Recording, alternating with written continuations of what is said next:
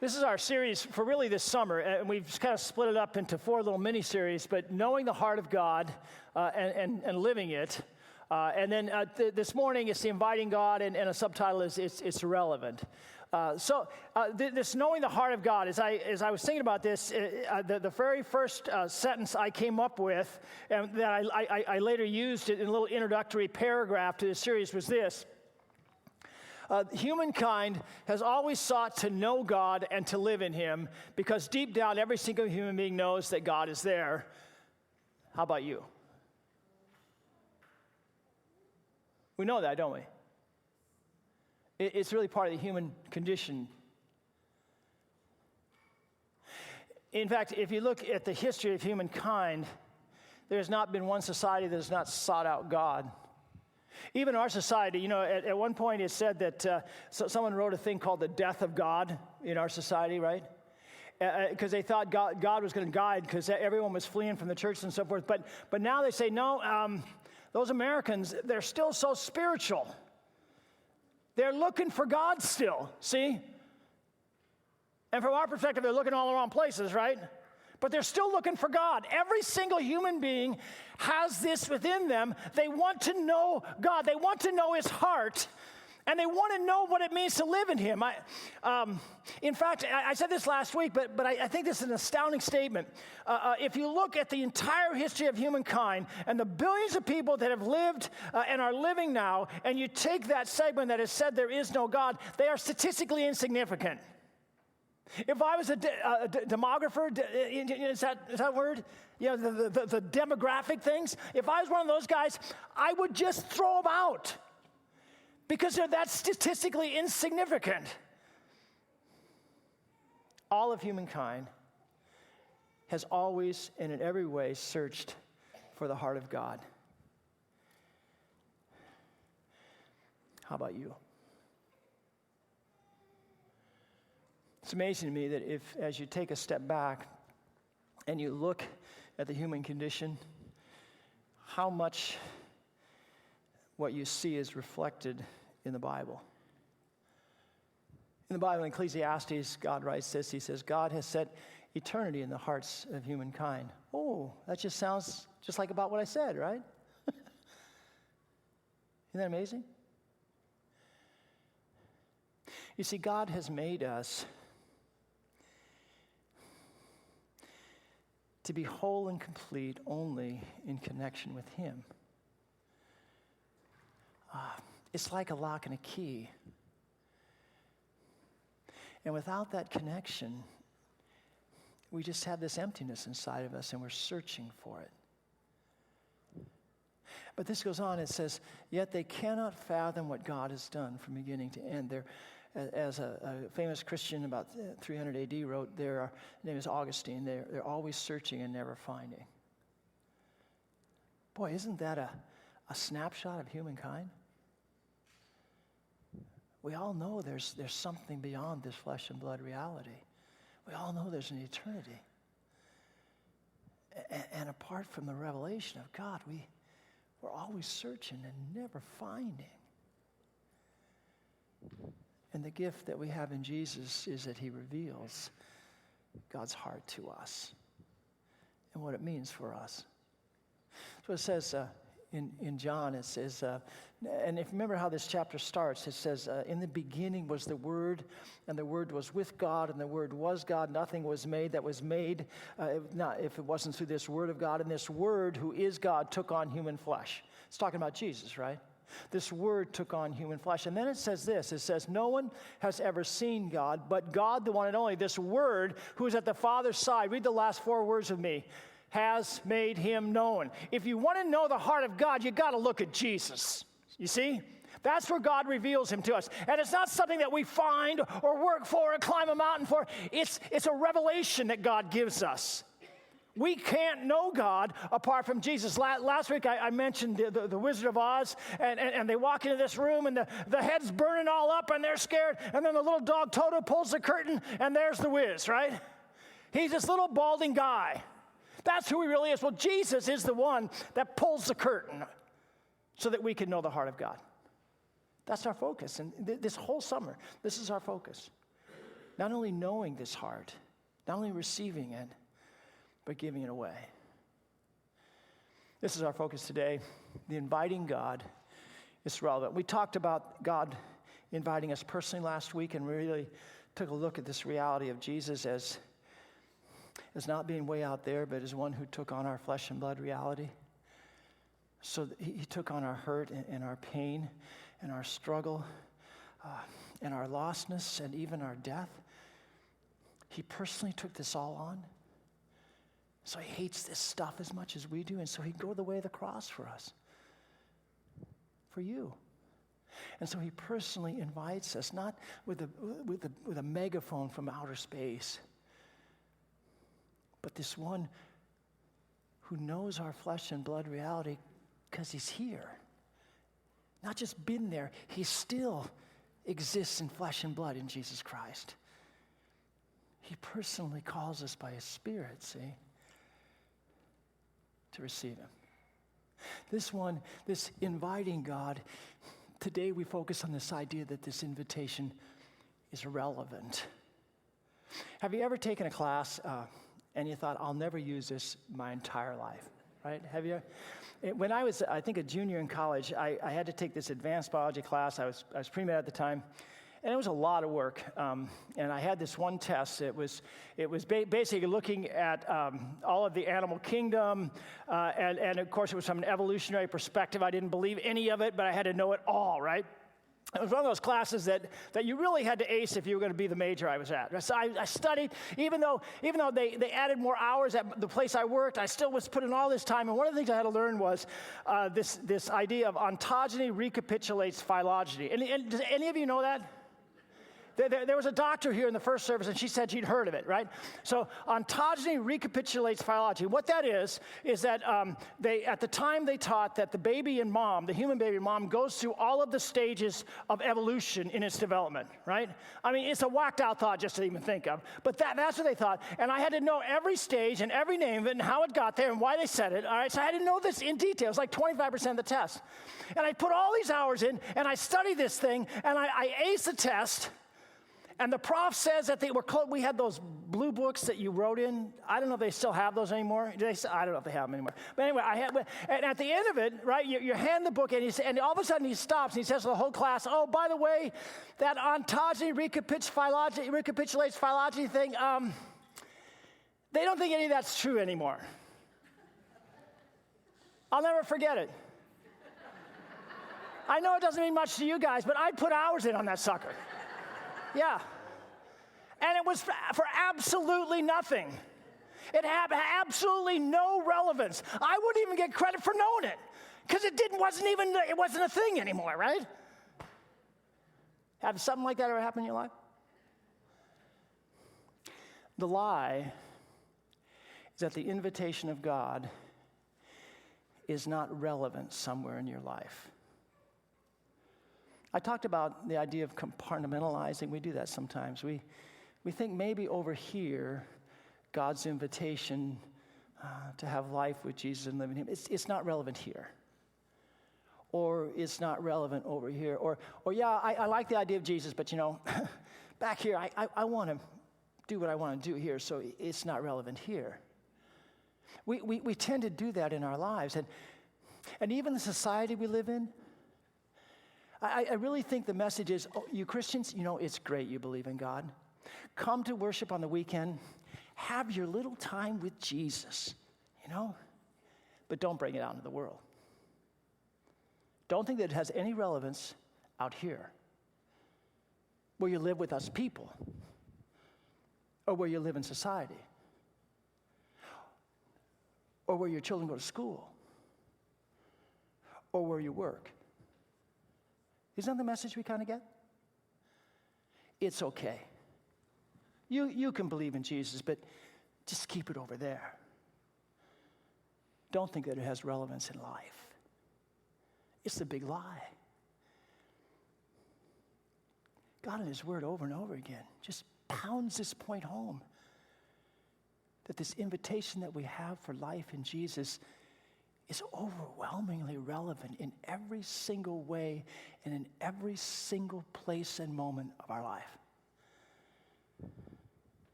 Jesus made statements like these in the Gospels. Go ahead. He says, I have come that they might have life and have it to the full. Do you struggle with that emptiness thing? Do you struggle thinking that, man, life should be more than this? I mean, we have this whole nation that's built on the reality that we're always seem to be searching to be filled up, right? The pursuit of happiness. You know, how's that working for us? I'm just curious.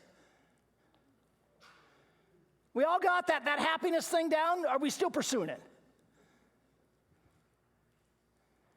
You see, we all know that life has to be more.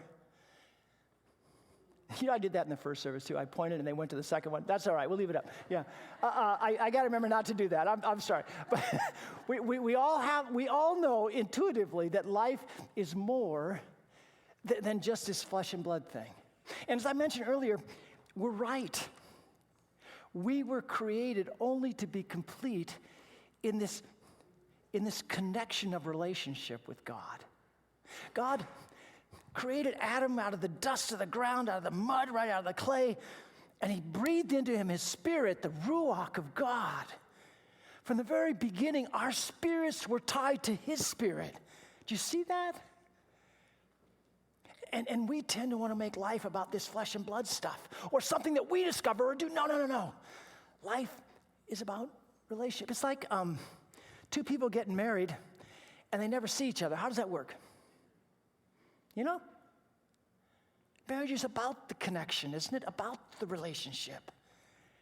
And when that connection, when that relationship frays, whoa, it's hard to stay together, isn't it? Life is about being tied to God in relationship. And we can't find our way back to God because we've gone our own way. So Jesus comes, and his invitation of one is certainly personal because he died for me, but it's also relevant because he connects me to God again, not by a mountain I climb, but by a promise he gives me, this thing called grace, undeserved love, where he connects me to God in relationship again. Yeah, we know that's how it works with relationships too. Have you ever fouled up in a, you probably never have, but whenever I fouled up in a relationship, right, I understand that I have to say I'm sorry. And somebody needs to say, I forgive you. And then we're connected again. In Jesus Christ, God has forgiven us before we ever say, I'm sorry. You know, today's Mother's Day, right? It's kind of like a mom, right? The forgiveness of a mother is always there before her child ever says, I'm sorry. Isn't that right? And I know sometimes we don't measure up to that. We'll pray about that in a little while, right? But God always measures up to that. Come to me and have life to the full. What you were created for, connected with me. Is that relevant to you? In that hole of emptiness in your heart? Jesus also said, come to me, all you who are weary. Now, you get tired sometimes? I mean, you get absolutely worn out. Yeah, I think this is relevant here, right? Come to me, all you who are weary and heavy laden, and you can rest here. You get worn out, not just physically, but emotionally. Well, I used to come home to Janie after like 3 hours of counseling with people, and I used to come home, and it would be so funny because she'd been playing with 3 small children all day, and all she wanted to do was talk to an adult. The last thing in the world I wanted to do was spend emotional energy and talk to an adult, right? Yeah, we had to get that stuff figured out, to be honest. But you get absolutely worn out emotionally and psychologically and spiritually sometimes. And this invitation of God, this relevant invitation, is that you can rest in me. I don't demand anything of you. You can just rest here. It's like walking through the front door and taking that big breath. It's like Bilbo when he walks through the front door and he says, I'm home. You're home in God. Is that relevant for you? Jesus also said this, take my yoke upon you and learn from me, for I am gentle and humble in heart, and you will find rest for your souls. I will guide you in how to live your life. And it's not a thing we have to measure up. I think this is so important. We always want to set a bar and measure up to it in order to do things, to accomplish things. And I'll tell you what, I'm really bad at this. And then I never measure up, and I have this thing called guilt. Do you guys do that sometimes? Maybe it's just me. I don't know. And Jesus says, no, I got a way for you to live. And yeah, you're going to love people in my name. But it's never a bar you measure up to. It's simply a gift of grace that you walk in. It's like those relationships that we have when we know we're accepted and received and loved before we ever do anything. Oh, that might be a mom again, huh? But just saying. You see, God guides us to live in his love, but it's never a mountain we climb. It's always a gift that he gives us. Is that relevant for you? Where in your life are you trying to measure up to a bar you've put there?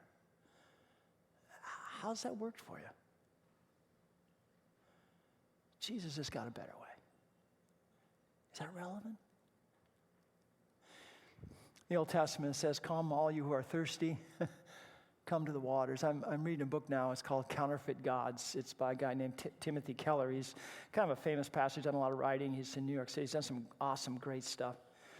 But in this book, he uses illustrations with people that he's lived with through his pastors and their lives to illustrate his points. And I can relate so much. There's a counterfeit God is anything you put as number one in your life, and it always leads you into a desert place. And I just read the last reading I had with it. I haven't picked it up a couple days. I had a conference, but was about this young woman that he knew that was a beautiful girl. But somewhere she got the idea that in order to be whole and complete, she needed to have a man on her arm. And maybe it was communication that he postulated that because she was so beautiful, maybe it was part of that. It had been a curse that, okay, well, you should have a guy on your arm, right? And so she had made that the God in her life, the counterfeit God. And she had gone through one man after another who mistreated her. And it struck home with me because I had a young woman in Denver that I said the same thing that he said to this woman. He said, you don't need a guy to complete you. You just need Jesus. You see what counterfeit gods do to us? And with that respect to sexual morality, anywhere that we make a false god out of going away that God hasn't given us there, it leads us here into a desert place.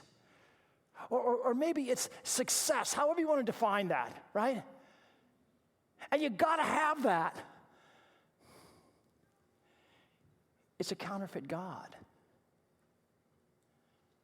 Or in our time, money, possessions.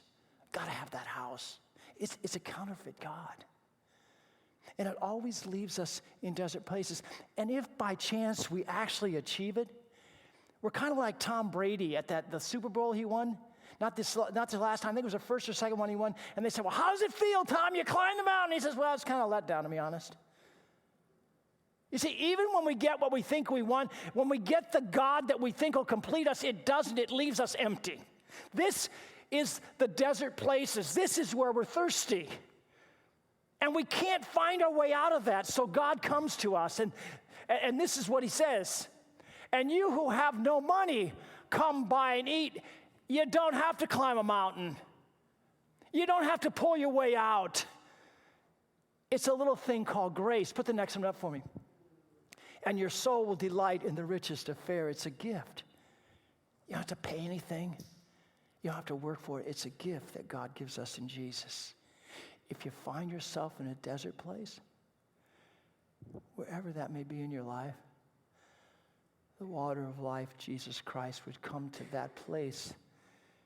He would be your Savior and God there, that you might find life the way it was meant to be. Is that relevant to you? in this gospel lesson. Now, remember in Mark, one of the characteristics of Mark is that it moves fast. It's immediately. It goes from one thing to another, bang, bang, bang, bang. I think there's a reason for that. It ties stuff together. And I think in this reading from Mark, what it's tying together is how relevant Jesus is to our existence. It starts out with him teaching in the synagogue, and it says he taught as one who had authority.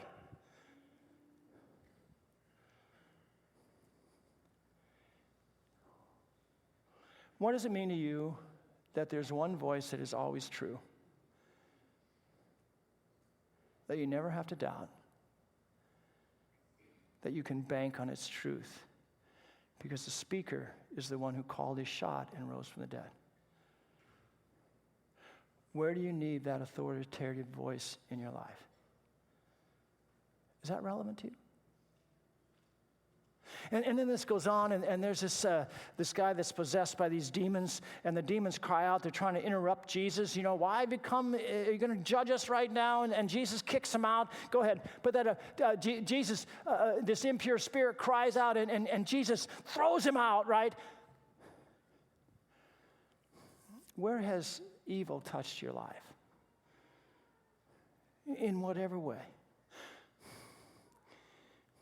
Where has something unclean become part of your life and is ruining your life? Jesus Christ lives to defeat evil that's against you and to cast out that evil that has enslaved you. Where do you need that in your life? Is it relevant for you? And then right away, they end up in Simon Peter's, the house, the mother-in-law's house, and she's sick. And I always get a kick out of this, because I think you have all these guys coming, and they don't know anything about cooking and how they're going to eat, because it says they bring her to Jesus immediately. Now it's part of what Mark does. He's going, right now. But I still think you got to see this. Immediately, they bring the mother-in-law, right? Well, and I think they're saying, man, come on, do something. I'm hungry here. But Jesus heals her. And right away, she's serving them. Where does your soul need to be healed so that you can live in love brand new? Is that relevant to you?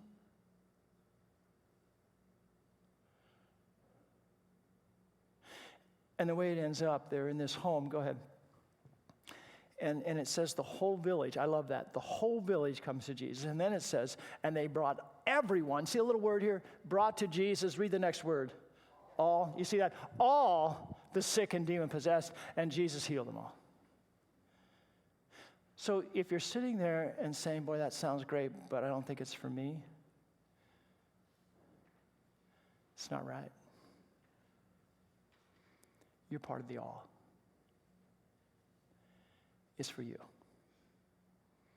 This personal, relevant invitation. If you're sitting there thinking about someone else and you're sorrowing over them,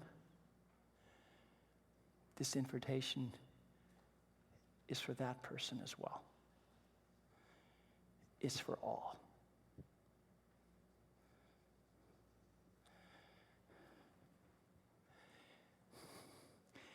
And like a funnel, this relevance of this call of Jesus, it starts way out here. It talks about life to the full. And it comes right on down till it's talking about the closest of our relationships. In Ephesians, it starts like this: live a life of love, just as Christ loves us. Serve, those last three words, read them with me. Serve one another. And then it says, hypotasso one another. Be a servant to one another out of reverence for Christ. And then it kind of splits that up. It says, husbands, love your wives. And what's missing here, and I couldn't put it all on the screen, but it says, husbands, love your wives as Christ loved the church. So this empowerment comes from this invitation. Is that relevant, by the way? Gals, so you're married, is it relevant that your husband loves you? I'm just curious. Yeah, all right. And then it says, wives, serve your husbands, be a servant to your husband. It's the hypotasso thing. I think we understand. It's this servanthood that we each give to one another. Wives, serve your husbands in the Lord through this relationship with Jesus Christ. Guys, I don't know, but are you like Simon Peter? He ain't going to eat until, anyway, yeah, we'll go on here. But the closest of our relationships, and then it talks about children. It says this, children, obey your parents. Read what's underlined in the Lord. It's all part of this invitation, this relevant invitation that how we live with one another in the love of Christ. And it goes on here, and it says, obey your parents. And when you do this, you're going to have a happier, fuller life. Is that relevant for our children? If you have a Christian mom and a Christian dad who raise you close to Jesus, and who love you and do the very best for you, you think you're going to have a happier life if you listen to them? This is not a big hammer over our heads. This is a relevant invitation in how to live. As we live connected with Jesus, these things mean nothing apart from this connection, this lock and key connection of relationship with Jesus.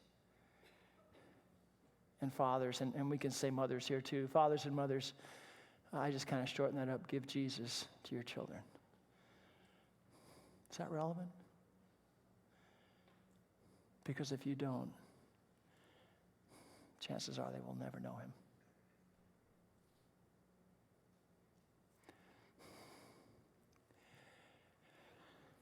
So as we see and know God as the one who gives this personal, relevant invitation, he sends us out as his mouthpieces. As the Father has sent me, read the last three words with me. I am sending you. 4 words, huh? You will be my witnesses. You know, in some traditions, oftentimes, and maybe we ought to start doing that. But folks actually stand up in front of a congregation, tell how Jesus was at work in their lives that week or that month. In a little group that's gotten into my house, one of the questions we ask is, how is Jesus messing with you? It's a great question, right? And you can witness to each other how Jesus is alive in your life. You will be my witnesses. You know, you can just start that at your home. If you happen to be married, or with your children, or with your parents, or just pick up a phone and call somebody.